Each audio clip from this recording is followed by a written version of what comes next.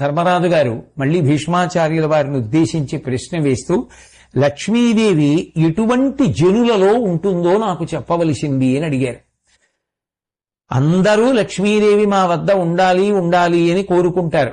కానీ ఎటువంటి గుణములు కలిగినటువంటి వారిలో లక్ష్మీదేవి నివసిస్తూ ఉంటుంది. ఎటువంటి గుణములు లేని వారి యందు నివసించడానికి లక్ష్మీదేవి అంగీకరించదు. నాకు చెప్పవలసింది అని అడిగితే భీష్మాచార్యుల వారు దయతో ఒక్క ధర్మరాజు గారికే కాదు అందరికీ ఎప్పుడూ కావలసినటువంటి సమాచారాన్ని తెలియచేస్తున్నారు. ఒకానొకప్పుడు శ్రీమన్నారాయణుని యొక్క ఒడిలో కూర్చున్నటువంటి లక్ష్మీదేవిని, ఆ లక్ష్మీదేవి యొక్క అవతారమే అయినటువంటి రుక్మిణీదేవి అనగా ఆదిలక్ష్మి అయిన రుక్మిణితోడ క్రీడసల్పుచున్న కృష్ణ చూచి పట్టణంబులోని ప్రజలుల్లసిల్లిరి ప్రీతులగుచు ముక్త భీతులగుచు అని కదా భాగవతం. ఆ రుక్మిణీదేవి చూసి లక్ష్మీదేవిని ఒకప్పుడు ప్రశ్నించిందయా ధర్మరాజా, ఇప్పుడు నువ్వు నన్ను ఏ ప్రశ్న వేశావో అదే ప్రశ్న రుక్మిణీదేవి అడిగింది, నువ్వు ఎటువంటి గుణములు కలిగిన వారిలో ఉంటావు అని. అప్పుడు లక్ష్మీదేవియే సమాధానం చెప్పింది, ఇదిగో ఇటువంటి గుణములు ఉంటే నేను ఉంటాను అని చెప్పింది.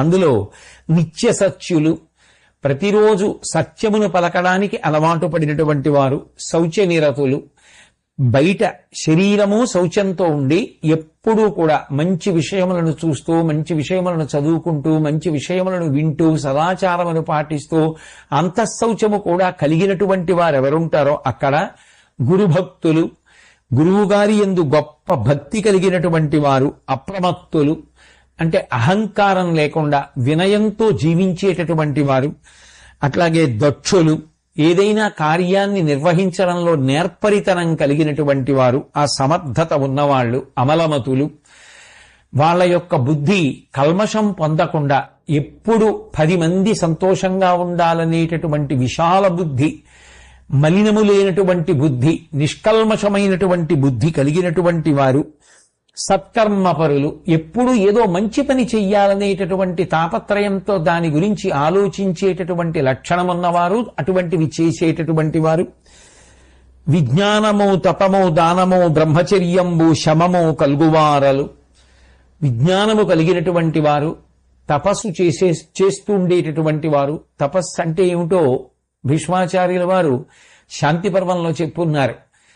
అటువంటి తపస్సు చేసేటటువంటి లక్షణమున్నటువంటి వారు, అట్లాగే దానము, తనకి ఉన్నది వేరొకరికి కూడా పెట్టి వారు సంతోషిస్తే వారి సంతోషాన్ని చూసి తాను సంతోషించగలిగినటువంటి మంచి మనసు ఉన్నటువంటి వారు, దానము చేసేవారు, బ్రహ్మచర్యం పాటించేవారు, శమము, మనసుని నిగ్రహించినటువంటి వారు, మనసు ఎటు పడితే అటు పోకుండా మనసుని మంచి విషయముల వైపు తిప్పి నిలబెట్టగలిగినటువంటి సమర్థత కలిగినటువంటి వారు, ప్రీతి నావసించు నిక్కలు, అటువంటి గుణములు ఎవరి ఎందున్నాయో అటువంటి వాళ్ళని కోరి కోరి ప్రీతితో నేను నా నివాస స్థానంగా చేసుకుంటాను, అక్కడ నేనుంటాను.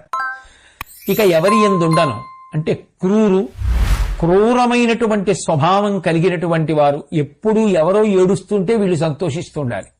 వాడు సంతోషించడానికి ఇంకో కారణం ఉండదు, ఇంకోటి ఏడిస్తేనే వాడికి సంతోషం.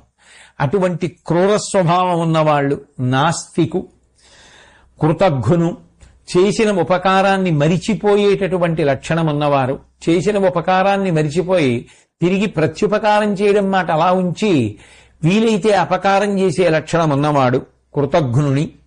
కుబుద్ధి, మంచి బుద్ధి కాకుండా ఎప్పుడూ చెడు నిర్ణయాలు చేసుకోవడం, చెడు విషయాలు పట్టుకోవడం, చెడు పనులు చేసుకుంటూ ఉండడం, చెడ్డగా ఆలోచిస్తూ ఉండడం, ఇటువంటి బుద్ధితో కూడుకున్న వాళ్ళని వర్జింతూ, పూర్వం నేను అక్కడ ఉన్నా వదిలిపెట్టి వెళ్ళిపోతాను, కాబట్టి అటువంటి ప్రదేశముల యందు నేను ఉండను.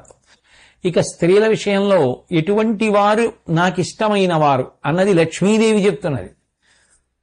ఇనుపాడి ఇంటిని చక్కగా శుభ్రంగా అందంగా ఉంచుకోగలిగినటువంటి నైపుణ్యం ఉన్నవారు, ఎంత పెద్ద ఇల్లు అన్నది కాదు, ఎంత చిన్న ఇల్లైనా ఆ ఇల్లు పొందికగా ఉంచుకోగలిగిన లక్షణం ఉన్నవారు, ఘటశుద్ధి కలిగి ఇంట్లో వాడేటటువంటి పాత్రలన్నీ కూడా చక్కగా ఎప్పుడూ శుభ్రంగా ఉండేటట్టుగా, అంతేకాని ఎప్పుడు చూసినా ఏదో గుట్టల కింద ఇంగిలి పాత్రల కింద పడి ఉండకుండా ఉండేటట్టుగా చూసుకోగలిగినటువంటి వారు,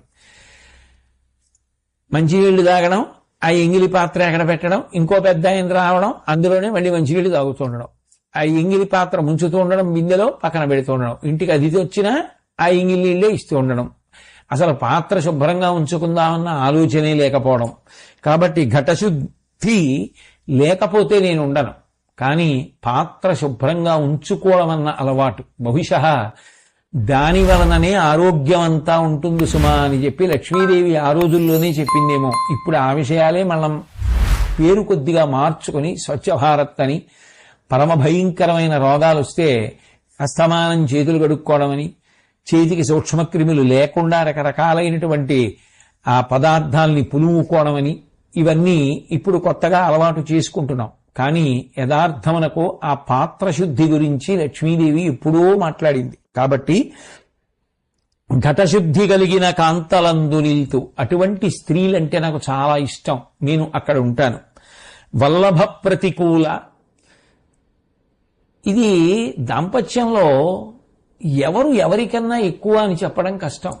ఒక్కొక్కసారి భర్త కన్నా మంచి ఆలోచన భార్యకి రావచ్చు, తప్పకుండా చెప్పవలసిందే, భర్త కూడా ఆదరించవలసిందే, అందులో దోషం ఏముంది?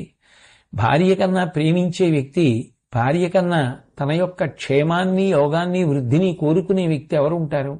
కాబట్టి ఆమె చెప్పింది మంచి మాట, ఇది ఆచరించవలసి ఉంటుంది అంటే అంగీకరించవచ్చు. ఒకవేళ కాదు, నేను అన్నది నీకు సరిగా అర్థం కాలేదు, నువ్వు చెప్పినట్టు చేస్తే ఈ ఇబ్బందులు ఉంటాయి, నేను చెప్పినట్టు చేస్తే ఇబ్బంది ఉండదు అని భర్త పరిణితితో చెప్పినప్పుడు ఆమె కూడా వినవలసి ఉంటుంది. అంతేగాని అన్ని వేళలా నీ చెప్పింది వింటలేదు అనేటటువంటి పెంకితనం లేకుండా అవగాహన కలిగినటువంటి స్త్రీ ఎక్కడుంటుందో అటువంటి చోట నేను ఉంటాను. అంతేకాని ప్రతిదానికి భర్త మీద తిరగబడి దెబ్బలాడే లక్షణం ఉంటే అది నేను ఉండే ప్రదేశం కాదు, నేను ఇష్టపడను అని లక్ష్మీదేవి చెప్తోంది.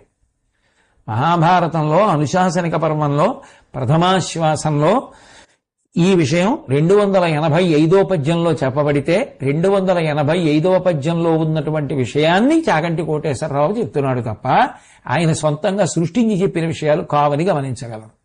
కాబట్టి నేను వల్లభ ప్రతికూల నిష్ఠురాత్మ, ఎప్పుడు ఏది మాట్లాడినా అవతల వారి మనసుకి కష్టం కలిగేటట్టుగా కఠినంగా మాట్లాడేటటువంటి స్వభావం ఉన్నటువంటి స్త్రీలు ఉన్న చోట ఉండను.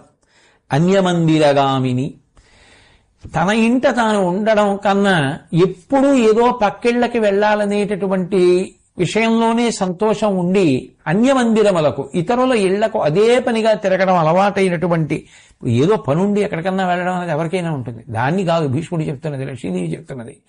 ఇక అదే పనిగా తన ఇల్లు విడిచిపెట్టి ఇతరుల ఇళ్ల చుట్టూ తిరుగుతూ ఉండడం. అన్యమందిరగామిని అధిక నిద్ర అయిన మానిని దొరగదు, ఎప్పుడూ పడుకుని నిద్రపోతూ ఉండడం, లేవడం అంటూ జరిగితే బహుశా ఏదో తినడానికి వాటికి అయి ఉండొచ్చు.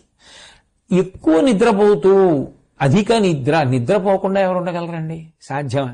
ఎవరూ ఉండలేరు, నిద్రపోవలసిందే. కానీ దానికి ఒక పరిమితి ఉంటుంది కదూ, తప్ప అదొక అలవాటు చేసేసుకుని అదే పనిగా నిద్రపోకుండా ఉండేటటువంటి లక్షణమున్న స్త్రీలు ఎక్కడ ఉంటారో అక్కడ నేను ఉంటాను.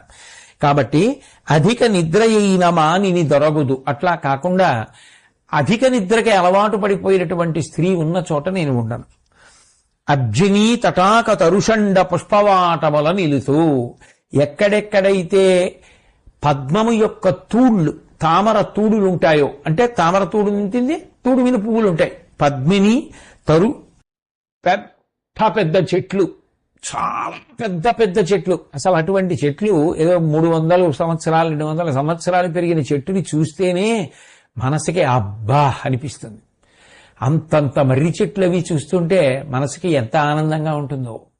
కాబట్టి అటువంటి చెట్లు ఎక్కడున్నాయో అక్కడ నేను ఉంటాను. తటాక పెద్ద పెద్ద చెరువులు, వరంగల్ దగ్గర రామప్ప చెరువు అని ఉంది, అసలు ఆ చెరువు ఒడ్డున నిలబడితే చాలు ఏమిటో ప్రాణం లేచినట్టు ఉంటుంది. ఎంత ఉపకారం చేశాడరా, ఎంత చెరువు తవ్వాడరా మహానుభావుడు అనిపిస్తుంది. ఆ చెరువులు ఎక్కడుంటాయో అక్కడ నేను ఉంటాను. కాబట్టి అబ్జనీ తటాక తరు షండ పుష్పవాటముల నిలుతూ, ఎక్కడెక్కడైతే చెట్ల సమూహాలున్నాయో, చెరువులున్నాయో, పూల తోటలు, చక్కగా పెంచబడిన పూల తోటల్లో రంగురంగుల పూలు అరవిరిసి ఉంటే పరమ సంతోషంతో నేను అక్కడ ఉంటాను. కాబట్టి ఇవన్నీ కూడా నేను నివసించేటటువంటి స్థానములు. అంటే పురుషుల యందు ఏ ఉత్తమ గుణములు ఉంటే తాను ఉంటుందో చెప్పింది, పురుషుల యందు ఏ గుణములు ఉంటే తాను ఉండనో చెప్పింది. స్త్రీల యందు ఏ ఉత్తమ గుణములు ఉంటే ఉంటుందో చెప్పింది, స్త్రీల యందు ఏ గుణములు ఉంటే తాను ఉండదో చెప్పింది. సమాజమునందు ఎటువంటివి ఉంటే తాను ఉంటుందో చెప్పింది. అంటే ఇంకా ఇంతకన్నా సమగ్రంగా ఒక్క పద్యంలో చెప్పడం చాలా కష్టం. లక్ష్మీ స్థానములుగా లక్ష్మీదేవి యొక్క అనుగ్రహం పొందడానికి ఏ ఏ గుణములను మనం అలవరుచుకోవాలో తెలుసుకోవడానికి కూడా ఇది ఒక గొప్ప పాఠ్య ప్రణాళికగా పనికొస్తుంది. అంత గొప్ప విషయాన్ని భీష్మాచార్యుల వారు ధర్మరాజు గారికి తెలియచేశారు.